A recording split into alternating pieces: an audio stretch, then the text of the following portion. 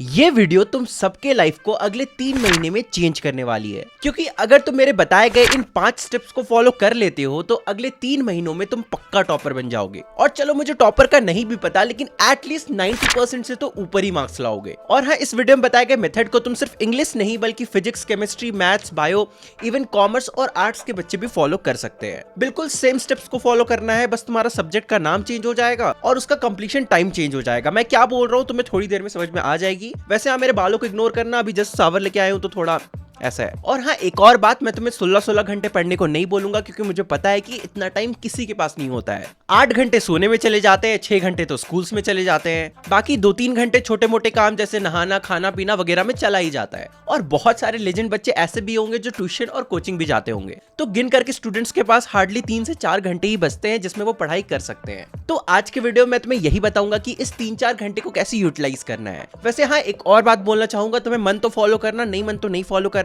देखो, अगर तुम्हारे स्कूल में ना 75% अटेंडेंस पूरा हो गया है तो थोड़ा छुट्टियां लेना चालू कर दो। जैसे हफ्ते में 5-6 दिन स्कूल जाने की जरूरत नहीं है, 2-3 दिन भी जा सकते हो। इससे क्या होगा, तुम्हारे पास ज्यादा टाइम रहेगा सिलेबस को कंप्लीट करने के लिए और रिवीजन करने के लिए। ये मेरा पर्सनल ओपिनियन है, टेंशन मतलब मैं किसी स्कूल को हेट नहीं करता हूँ, हाँ बट इंडियन एजुकेशन सिस्टम को तो जरूर करता हूँ। खैर, एक्सप्लेन करने में काफी ज्यादा टाइम वेस्ट हो गया, तो अब जल्दी से स्टेप्स पे आते हैं। तुम्हारा स्टेप 1 है प्लानिंग। प्लानिंग वर्ड सुनते ही तुम्हारे दिमाग में ये आया होगा कि भैया टाइम टेबल बनाने के लिए बोलेंगे, यानी कि 6 बजे उठना है, 7 बजे स्कूल जाना है, फिर 2 बजे आना है, फिर कोचिंग जाना है, इतना से इतना पढ़ना है। नहीं, मैं ये सब नहीं बोलने वाला हूँ, क्योंकि देखो ऑनेस्टली ऐसा टाइम टेबल किसी से फॉलो नहीं होता है। तो भैया आपका प्लानिंग से क्या मतलब हुआ? यहाँ पे मेरे प्लानिंग से मतलब हुआ कि तुम्हें हर सब्जेक्ट के रिक्वायरमेंट को समझना है। चलो इंग्लिश और पीसीएमबी का एग्जांपल लेते हैं। जो कॉमर्स और आर्ट्स वाले बच्चे हैं वो भी ऐसे ही प्लान कर सकते हैं। सबसे पहले इंग्लिश को देखते हैं। तो इंग्लिश सब्जेक्ट की रिक्वायरमेंट क्या है? अगर तुम्हें 95% स्कोर करना है तो 4 मेजर रिक्वायरमेंट है। पहला, विस्तस और फ्लैमिंगो बुक के सारे चैप्टर्स और पोएम्स को पढ़ना है। दूसरा, हर चैप्टर के कीवर्ड्स, की लाइंस, कैरेक्टर स्केच और थीम्स को याद करना है। तीसरा, राइटिंग सेक्शन को प्रैक्टिस करना है। देखो, राइटिंग सेक्शन में तुम्हें सिर्फ 4 क्वेश्चंस पूछे जाते हैं, और अगर तुम सिर्फ इन 4 टाइप के क्वेश्चंस को 4-5 बार प्रैक्टिस कर लेते हो ना, तो तुम्हें राइटिंग सेक्शन में फुल लाने से कोई नहीं रोक सकता है। और चौथा रिक्वायरमेंट है रीडिंग सेक्शन के लिए पीवाईक्यू सॉल्व करने हैं। तो अगर तुम इंग्लिश में ये 4 रिक्वायरमेंट को पूरा कर लेते हो ना, तो तुम्हारा सिलेबस कंप्लीट हो जाएगा और तुम बहुत ही इजिली इंग्लिश में 80 में से 75+ स्कोर कर सकते हो। उसी तरह से फिजिक्स की रिक्वायरमेंट को समझते हैं। सबसे पहला, तुम्हें हर चैप्टर के नोट्स बनाने हैं और उन नोट्स में हर चैप्टर के थ्योरीज, लॉज और डेरिवेशंस होने चाहिए।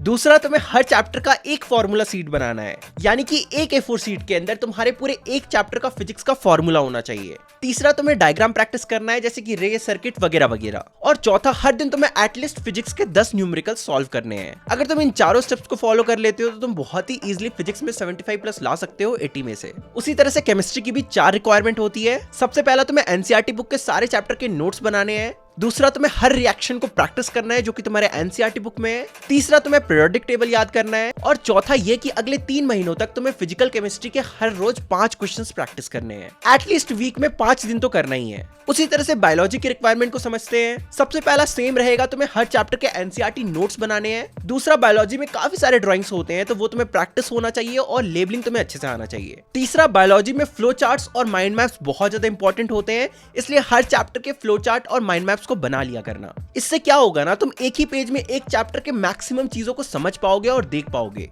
बायो एक ऐसा सब्जेक्ट है ना जिसके कॉन्सेप्ट क्लियरिटी के लिए तुम्हें ये सारी चीजें करनी पड़ती है। और मैंने सुना है कि बायोलॉजी के स्टूडेंट काफी ज्यादा आर्टिस्टिक भी होते हैं। मुझे बताना, मैं तो बायो का स्टूडेंट नहीं था। इसके बाद अगला सब्जेक्ट आता है मैथ्स। देखो, मैथ्स में 3 ही रिक्वायरमेंट्स होते हैं, जिसमें सबसे पहला सबसे ज्यादा इंपॉर्टेंट होता है, और ये रिक्वायरमेंट है क्वेश्चन सॉल्विंग।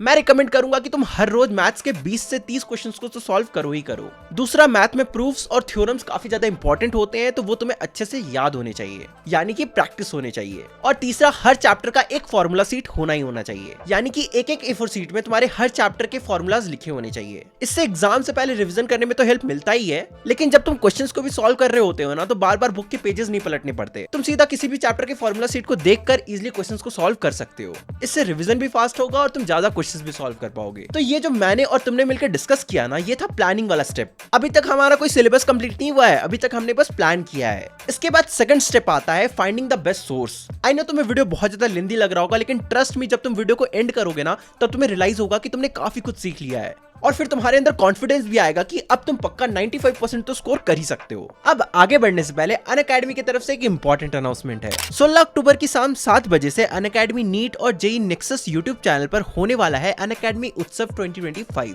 यानी कि इस दिवाली आपको आपके फेवरेट एडुकेटर्स नजर आएंगे एथनिक वियर पहने हुए। और इस इवेंट में होने वाला है ढेर सारा मस्ती, गेम्स और बहुत सारे सरप्राइजेस, क्योंकि तुम सिर्फ इनकी लाइव को अटेंड करके जीत सकते हो 21 करोड़ तक के प्राइजेस, जिसमें होंगे iPhone pro max, smartphones, tablets और बहुत सारे गिफ्ट वॉचर्स। अब सवाल आता है कि ये सब कैसे मिलेगा। तो करना कुछ नहीं है, तुम्हें डिस्क्रिप्शन में एक लिंक मिलेगा, उस लिंक पे क्लिक करो और अपनी लॉटरी टिकट को रजिस्टर कर लो। बाय द वे, जब तुम अनअकैडमी उत्सव के लाइव इवेंट पेज पे जाओगे ना, तो वहां पे नोटिफाई मी पे क्लिक कर लेना। और हाँ, अगर तुम अपने प्राइस जीतने के विनिंग चांसेस को बढ़ाना चाहते हो तो रजिस्टर करते वक्त अपने लिंक को अपने दोस्तों के साथ शेयर कर देना। और हर 2 सक्सेसफुल रजिस्ट्रेशन पे तुम्हें एक एक्स्ट्रा लॉटरी मिलेगा। जैसे मान लेते हैं तुम्हारी लिंक से 50 लोग रजिस्टर करते हैं तो तुम्हें 25 लॉटरी टिकट मिलेगा। और ऑब्वियसली जितना ज्यादा टिकट्स उतना ज्यादा विनिंग चांसेस। और हाँ, एक स्पेशल मेगा प्राइज है जो लाइव देखने वालों में से किसी एक को मिलने वाला है। तो अभी जाओ और डिस्क्रिप्शन में दिए गए लिंक से रजिस्टर कर लो। अब चलो स्टेप्स को कंटिन्यू करते हैं। ओके, तो स्टेप 2 है फाइंडिंग द बेस्ट सोर्स, यानी कि तुमने प्लानिंग कर लिया, अब तुम्हें पढ़ना किस चीज से है वो तुम्हें ढूंढना है।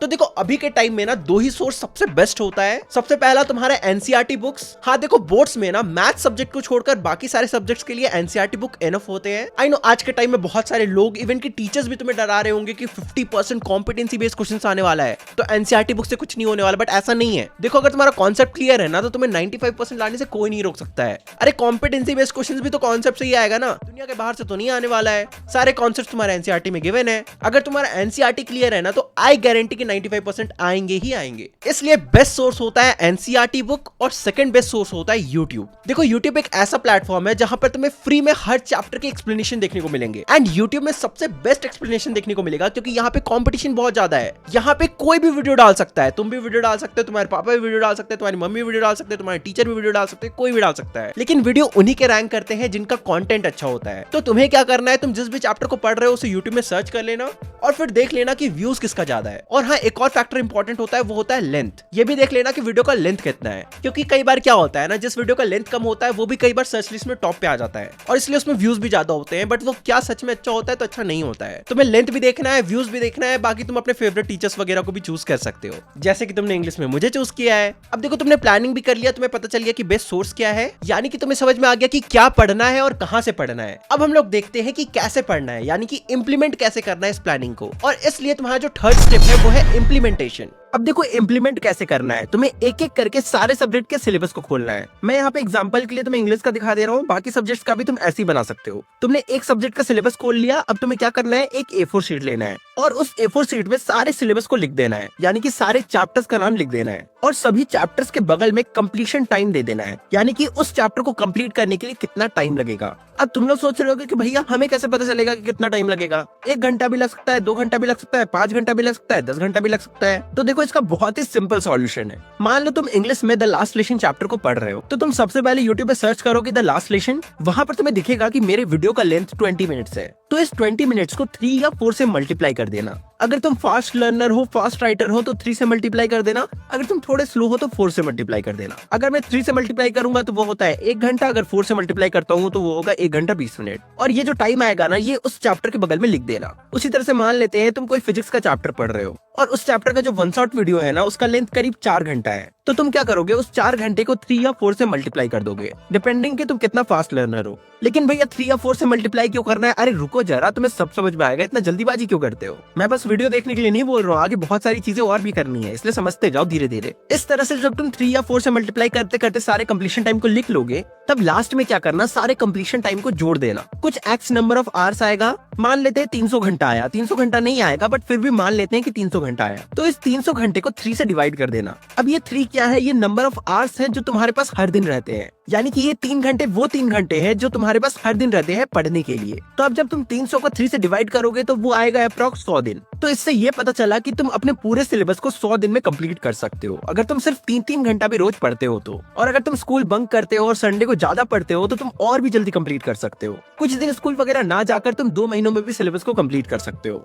देखो, ये जो इम्प्लीमेंटेशन वाला स्टेप है ना, इसको नेग्लेक्ट मत करना, प्रॉपर्ली फॉलो करना। देखो, A4 पेपर खरीदने से ना तुम्हारा ज्यादा पैसा वेस्ट नहीं होने वाला, लेकिन इस स्टेप से तुम्हें तुम्हें पता चलेगा कि तुम्हारे पास कितना टाइम बाकी है और उस टाइम को कैसे यूटिलाइज करना है, यानी कि अपने प्लानिंग को कैसे 3 महीने में इम्प्लीमेंट करना है। अब जरूरी तो नहीं है ना कि अगला 3 महीना हमेशा तुम्हारा तबियत एक जैसा हो सकता है ना कभी कोई फैमिली प्रॉब्लम आ जाए, हेल्थ प्रॉब्लम्स आ जाए, तो इसलिए अगर तुम्हारा टोटल कंप्लीशन टाइम 100 दिन आता है ना, तो उसमें 5-10 दिन एक्स्ट्रा लेकर ही चलना, क्योंकि कभी कभार प्रॉब्लम्स हो जाते हैं। तो अब चलो तुम्हारा प्लानिंग हो गया, बेस्ट सोर्स पता चल गया, कैसे इंप्लीमेंट करना है ये भी पता चल गया। अब फोर्थ स्टेप आता है नोट मेकिंग। इंप्लीमेंट करने के लिए सबसे पहले तुम्हें नोट्स तो बनाने ही होंगे ना, चाहे इंग्लिश हो, फिजिक्स हो, केमिस्ट्री हो, मैथ्स हो, बायो, हर चीज के लिए तुम्हें नोट्स बनाना ही पड़ेगा। और इसलिए मैंने हर चैप्टर के वीडियो के लेंथ को 3 या 4 से मल्टीप्लाई करने को कहा था, क्योंकि तुम्हें बस वीडियो नहीं देखना है बल्कि वीडियो देखते देखते उस चैप्टर के नोट्स को बनाना है। जैसे तुम 4 घंटे के फिजिक्स के लेक्चर को देख रहे हो, तो उसका नोट्स को बनाने के लिए तुम्हें करीब 10 घंटा तो लगेगा ही लगेगा। और फिर नोट्स बनाने के बाद तुम्हें क्वेश्चंस भी तो प्रैक्टिस करने हैं ना, इसलिए एटलीस्ट 3 या 4 से टाइम को मल्टीप्लाई करना इंपॉर्टेंट था। तो आई होप तुम्हें अब समझ में आ गया होगा कि नोट्स कैसे बनाने हैं, किसी अच्छे टीचर के वीडियो को देखना है,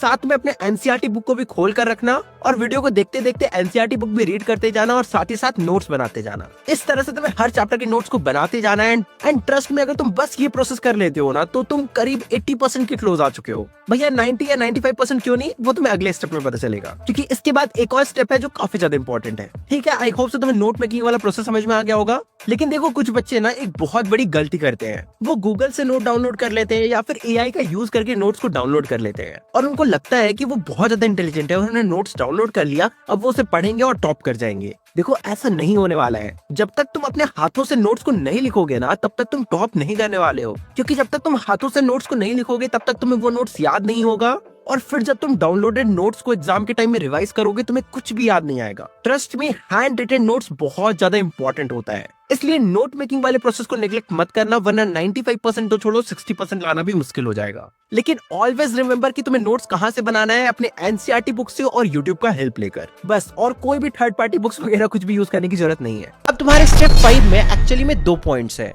सबसे पहला पॉइंट है कि हर दिन करीब 1 से 1.5 घंटा रखो क्वेश्चन प्रैक्टिस करने के लिए, यानी कि तुम्हें हर दिन मैथ्स के क्वेश्चन को प्रैक्टिस करना है, फिजिकल केमिस्ट्री के क्वेश्चंस को प्रैक्टिस करना है और फिजिक्स के क्वेश्चंस को प्रैक्टिस करना है। मैथ्स के 20 क्वेश्चंस, फिजिकल केमिस्ट्री के 5 क्वेश्चंस और फिजिक्स के हर रोज 10 क्वेश्चंस। करीब बनते हैं तुम्हारे 30 से 35 क्वेश्चंस। प्रॉपर डिटेल में सॉल्व करने की जरूरत नहीं है, ऊपर ऊपर से बस सॉल्व करके आंसर लाने की जरूरत नहीं है। प्रॉपर डिटेल में सॉल्व करने की जरूरत नहीं है, बस ऊपर ऊपर से सॉल्व करके जल्दी जल्दी आंसर लाना है। बेसिकली प्रैक्टिस करना है, आंसर सही आ जाना चाहिए। डिटेल में एग्जाम में लिख कर आना, क्योंकि तुम्हारे पास टाइम कम है ना, 3 महीने में सिलेबस तो पूरा करना है। अब तुम लोग सोच रहे होगे, लेकिन भैया अगर हम लोग हर रोज 1.5 घंटे क्वेश्चन सॉल्विंग में देंगे तो नोट्स कब बनाएंगे? तो बाकी के 2-2.5 घंटे बच रहे हैं ना, तो हर दिन तुम्हें उस 2-2.5 घंटे में नोट्स बनाते जाना है। देखो, बहुत ज्यादा सिलेबस नहीं है, फिजिक्स में हार्डली 10 चैप्टर्स होंगे, उसी तरह से केमिस्ट्री और बायो में भी अप्रॉक्स उतने ही चैप्टर्स होंगे। तो अगर देखने जाओगे तो सिलेबस बहुत नहीं है, लेकिन तुमने अच्छे से स्टार्ट नहीं किया है। और फिर इसी स्टेप 5 में सेकंड स्टेप है रिवीजन करना।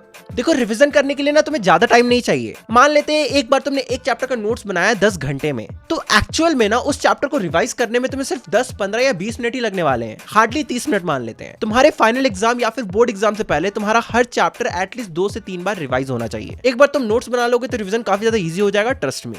1 से 1.5 घंटा क्वेश्चन प्रैक्टिस के लिए निकालना है और रिवीजन करना है। जरूरी नहीं है कि तुमने जिस दिन नोट्स बनाया है उसी दिन रिवीजन भी कर लो, जरूरी बिल्कुल नहीं है, बट हाँ, बोर्ड से पहले 2-3 बार रिवीजन तो कर ही लेना। ये सारे स्टेप्स को फॉलो करके देखो और अपने एग्जाम में टॉप करके देखो। तो चलो, अब तुमसे मिलते हैं अगले वीडियो में, तब तक के लिए बाय बाय।